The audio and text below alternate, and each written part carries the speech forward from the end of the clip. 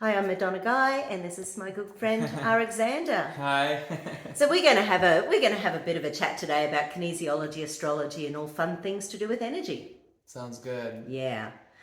So I first met Arik online about 6 or 7 years ago, maybe it's something like that now. Right. With time, it's kind of blurry, but yeah, it sounds about It's right. something around there, I think. Yeah. And it's been an interesting journey because I was doing some distance healings. Yep. On for YouTube. Yeah, for Arik and his wife Aurelia. Yep. That's right. So Arik's been a kinesiologist for about 22 years and really beautifully melds astrology into that. Yeah, that's right. I've been studying a lot of kinesiology, a lot of different modalities, and then actually I was working with something that I needed to find more information about. So I went on YouTube, and you popped up.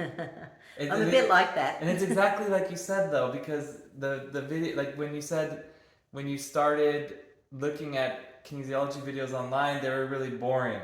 Yeah. So you made these really interesting videos, and I was watching and said, yes, this is exactly also how I like to work, and also how I know like people that I've studied with who had since passed away. That's how they worked, and I was looking for somebody who was proficient and good, you know? And so I was watching your videos and I was like, okay, I have to reach out and Yeah. figure out what's going on here with that. And it was so good because even though I had learned so many different modalities, I was developing my own system with astrology. I needed to, in a way, I don't want to say like unlearn what I learned, but kind of like get like almost the verification or a feedback from like a proficient kinesiologist of like how to run things through. Yes. Yeah. Does that make sense? Absolutely. Because as you know, a lot of kinesiology is based on the TCM understanding of energy. So Chinese medicine philosophy. The traditional Chinese medicine philosophy that interprets the different energy structures that we have. So like the 12 meridians, also you could say like the chakras are not so much in the TCM, like it would be more of like the Hindu yoga, like understanding of, oh, well, I guess they do have the chakras, but I would say like it's more accepted and more understood like with the yogic practices, like when you do yoga, it's for the chakras. And it's understanding these different archetypes. Like the sages would sit in the hills, and like they would draw them down, like how they saw it on people. That's right. And even the acupuncture meridian points, it was by meditating and focusing that they would see these points and eventually just, created the atlas of the body with all these amazing points and then structures. They'd go through and push the different points, and then I've always wondered like who was experimenting with the needles in the beginning.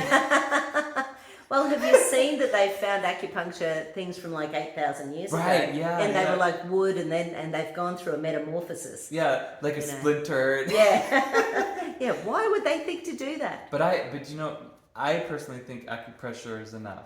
Yeah, I absolutely agree. Or if you have the Tai Chi, it's also very helpful. But it's still acupressure. It's not really going, penetrating and the even skin. just holding a point until it pulses. Absolutely. Is shifting the energy. And I've also found sometimes with my energy, like I don't even have to touch the point. Like I'll just hover over it. Because sometimes it's too much even. It's like you can still feel the pulse, like if you're sensitive a little bit like I am. You can feel the pulse already, like when it starts to come online. And I've got a student from years and years ago, Lance, and he had a woman who'd had a breast reduction done. Okay. And because of that, she had massive amounts of scar tissue, because once she hit menopause, things just grew. And so once she created that, but since she'd had that breast reduction done, she'd been in pain.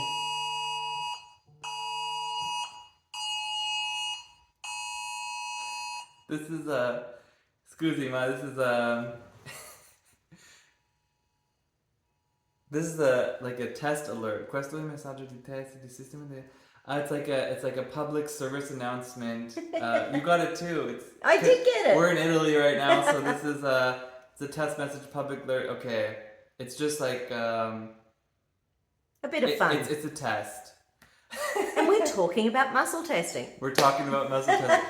That's kind of cool, actually. That is kind of cool. Interesting. So she had the scar tissue. So what he found was that he could not do anything physically on her body. Right. And when he was running meridians, he could start at the toes, and he found, you can imagine, because of all that connective tissue and scar tissue that was there afterwards, it split meridians. Right. You know, it literally halved meridians because there was scar tissue. So there was all this energy blockages through that tissue.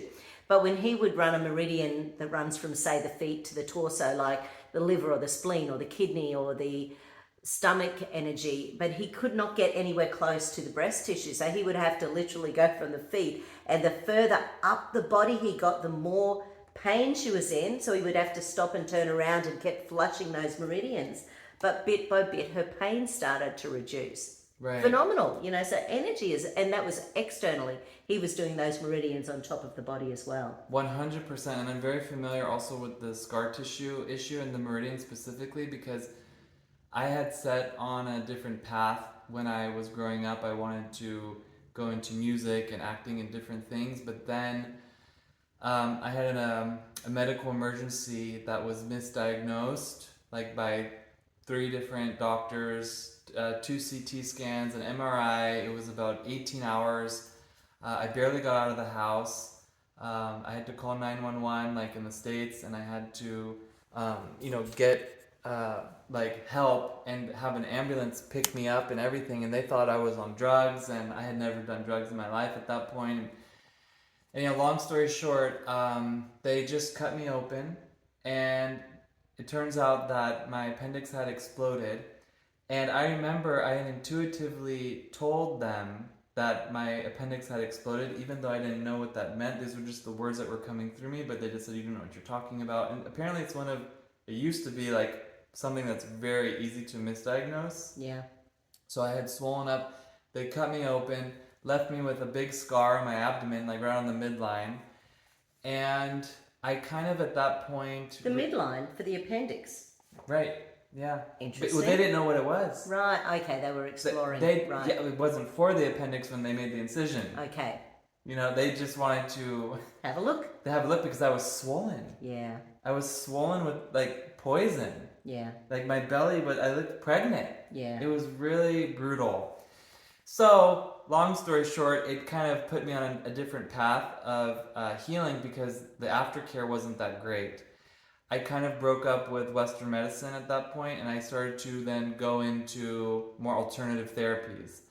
And this was Los Angeles at the time, so there were a lot of movers and shakers at that time then. So I would find the best, also spiritual healing, everything. And mind you, I was already into astrology since I was little. Like I loved the whole idea about archetypes, and before that I was into... So how did you get involved in that when you were little? Well, actually, it's an interesting story because my mom had books around the house, and I would just run around playing superhero games or playing with my toys, and then I'd find these books, and I remember she had these huge books with all these illustrations of charts and medieval pictures and different kinds of archetypes and different associations of different signs and gemstones and plants and everything. And I was just flipping through it, and I loved to look at it.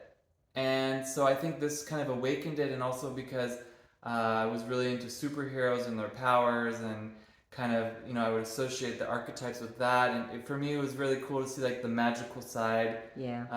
Also through the math. Because there's a lot of math in astrology, but geometry. Right. And trigonometry in certain parts. So for me, it was very interesting. And so then as I got older, I was going online and reading everything online, and then figuring out the different softwares, plugging in my birthday, and said, wow, certain charts are pulling up when I put in my birth date, or I put in my mom's birth date, or different family members and friends, and you can see how then the planets are in different, or we'll just call them icons, are in different positions, and maybe someone has more water, or someone has more fire, and someone has more air, and then learning how to communicate with them. Yes. Learning how to, maybe what makes them tick a little bit, and then I would then because I could kind of always sense and feel energies, so like chakras and auras, and so then even from a young age, I would pull up. My brain goes, I'm so Yeah. jealous of people who had that from, because I had nothing. As far as I Right. was aware, I did Right. not seem to have any of that. Right, right. For me, it was a feeling. Yeah. I could feel the energies, but then when I would look at a chart, then I would start to see it in the sense that, Wow. yeah, and I remember being in high school, I'd come home, of course, not do my homework and just go straight into studying astrology, and I would study, like, for example, about the planet Saturn. And it's a very earth, like a grounding planet. It's also a planet of restrictions, limitations, but also blessings and gifts. And because I also could feel the chakras or the vortices along our body, I would see how the different planets would then line up with the different chakras in terms of the frequencies. And then I would start to just kind of like color them based on their positions in the chart. So like, for example, this was... So you were feeling this as a kid? Yeah. Wow. I was feeling this as a kid, and it was for me just fun, Yeah. and still is, honestly. For me, but it was just like, it was just kind of like, probably I know for sure I've done it in past lives, so it was probably things just coming through, and I was just writing them down. And so this was all before my big surgical catastrophe climax. And then so after that happened, I started to then look for healers that could help me recover, because I had realized there was a lot of emotional stuff with that, because after my surgery, for example, people started to treat me very different.